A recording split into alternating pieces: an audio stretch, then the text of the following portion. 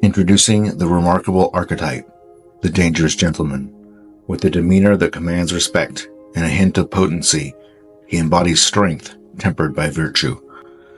Though his capabilities could veer towards danger, he channels his power for noble causes, serving others and safeguarding those in need. Rooted in a profound love for both God and humanity, he navigates life with discipline and purpose. In his presence, one witnesses the harmonious blend of power and benevolence, a testament to the true essence of masculinity. Step into the world of the dangerous gentleman, where strength is wielded for righteousness, and discover a captivating embodiment of honor and valor. Welcome to Monologues with the Dangerous Gentleman. Yes, I am the Dangerous Gentleman. And if you've listened to very many of my podcasts, you may have picked up on something, and that is that I am an alcoholic and addict in recovery. I had a drug and alcohol problem, but by the grace of God, I have 7+ years clean to this day. Some of the best lessons I've learned have come from recovery. There's some common sayings. If you ever go to an AA or an NA meeting or any kind of recovery meeting, there's sayings that they all use a lot, like one day at a time, keep it simple, progress, not perfection. Those are all great, and those could all be topics for another episode. But today, we're going to talk about probably the one that impacted me the most, and that is do the next right thing. Yes, do the next right thing.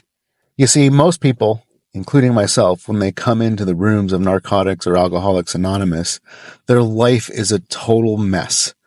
Up until that point, or for a very significant period of their life, things have been a train wreck.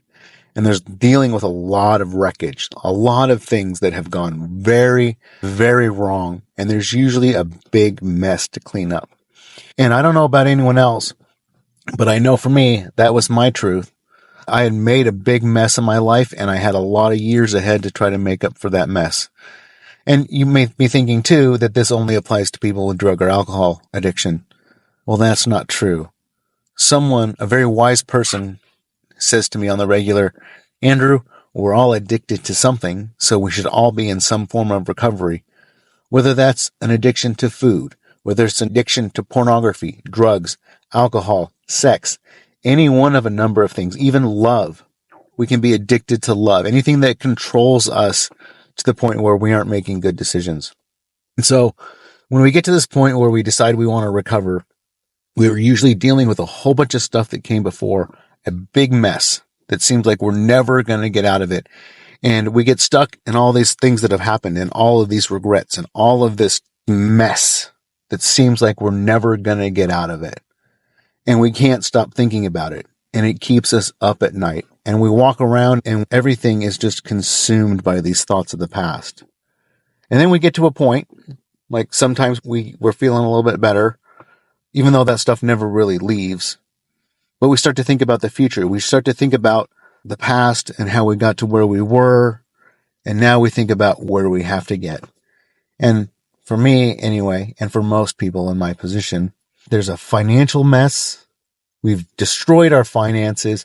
We've usually lost everything on some level. We've burned bridges. Relationships are destroyed. Jobs, careers, legal issues, jail, court stuff. There's just a whole big mess of stuff that we feel like we're never going to get out of. And so do the next right thing is, so what often happens is we get stuck in the past, thinking about all this stuff that happened in the past, and we get overwhelmed and we feel like we can't move forward without dealing all this stuff from our past. Or we get stuck with the idea that we're never going to get to where we want to go because we're looking into the future and we're seeing all of these things and we're thinking 6 months, a year, 2 years down the road. And we either get stuck in the past or we get stuck in the future. But what do the next right thing is referring to is what's right in front of you. We don't have to think about healing all those relationships. We don't think about having to do all of that stuff to heal and repair all those bridges from the past. And we don't think about the court date that we have in 30 days or the 6 months of restitution that we have to pay, or the years that we may be working to try to rebuild relationships and rebuild our finances and maybe rebuild our credit to get to the point where we are somewhat of a functioning member of society. We get stuck in those things way, way too often. We stop thinking about what's right in front of us. So what do the next right thing is referring to is if you have something right in front of you to do, rather than worrying about everything that happened in the past or what might happen tomorrow or what might happen in the next even 20 minutes, if you have a decision right in front of you to make, only worry about that one decision that you have to make. Only worry about doing the next right thing, not the next 200 right things or the right thing that's going to help repair this thing that happened in the past. Focus on the next right thing, the thing that is right in front of you.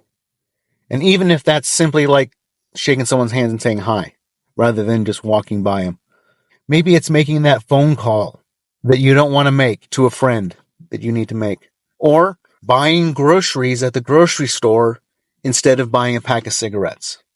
Those little next right things are the things that we need to do. And you start to do enough of those, they start to build up. They start to build a track record up in your brain. For me, I use the gym a lot. So first I'm doing this exercise, and then I'm doing that exercise, and then I'm doing that exercise. Instead, I focus on the next rep that I have to do and doing it with good form and the right amount of effort, and then the number of reps that I want to do in that set. I don't think about everything else that I have to do.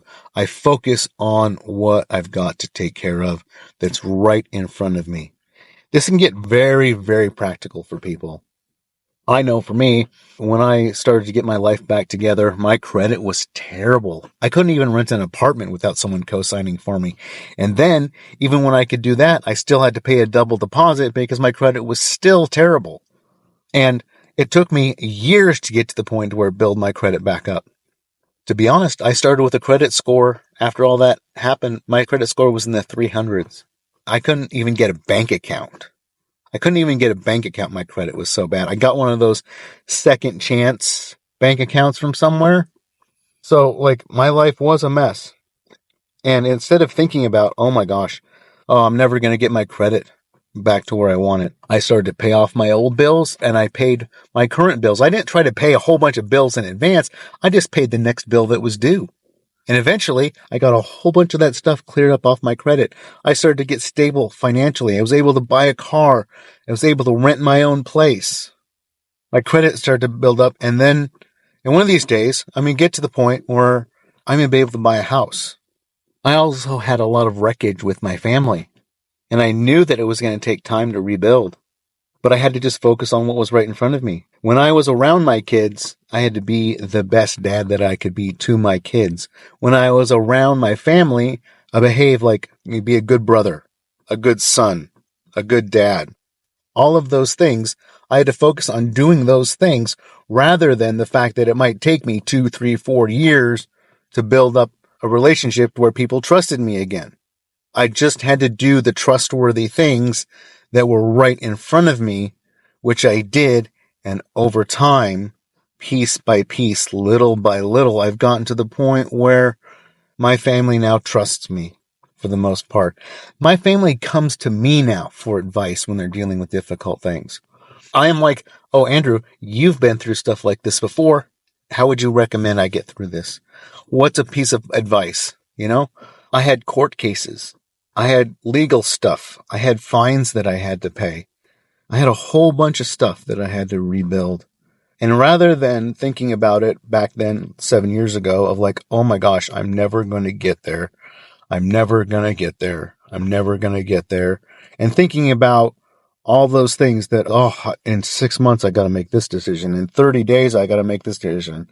Instead of worrying about all of that stuff, I just looked right in front of me. And I said, do the next right thing, Andrew. And sometimes it was just a little thing. Sometimes it was very, very small. But I did that next right thing. And you know what? That one next right thing gave me the strength and the encouragement to do another right thing. And then another right thing.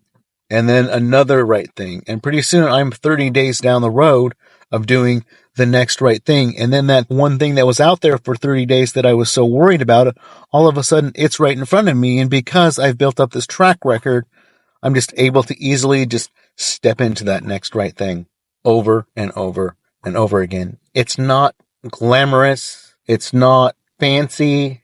It's simple. It's not always easy. It is simple.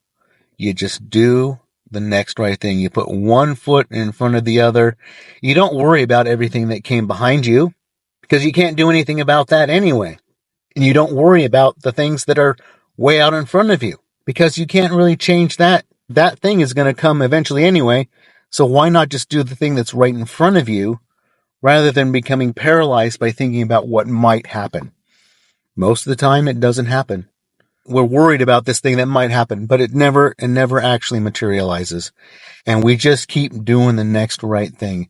We keep setting our alarm. We keep getting up. We keep eating the right foods. We show up to work. We're nice to people. We go to the gym. We pay our bills. We choose groceries over cigarettes or whatever it might be. We keep making these little right decisions, and each one of those is a vote. Each one of those is like a check mark towards getting to where you want to go. So that by the time you do face those big decisions, by the time you do face those difficult things, it's a lot less difficult because you've already proven to yourself and other people that you're going to do the next right thing. So that's my encouragement for you today is don't get stuck in the past. Don't get stuck in everything that's happened to you before because you can't change it. And don't worry about a bunch of stuff that's happening way out in the future because you can't necessarily change that anyway because that's coming down the road. Instead, look for the thing that is right in front of you. And usually they're pretty easy. Usually if we just take 2 seconds and we look around us and we go, what is the right thing to do right here in this moment? Usually it hits us pretty quick. Usually there's not a big question about it. Usually we're all worked up over nothing. Instead, we just need to stop, focus on what's right in front of us, and make that one decision. And that one decision will become another decision and another decision and another decision. And now here I am, 7+ years of one more decision, one more decision, one more decision. And I have 7+ years clean and sober without a drink, without drugs, without any of that. Because I did the next right thing and the next right thing and the next right thing.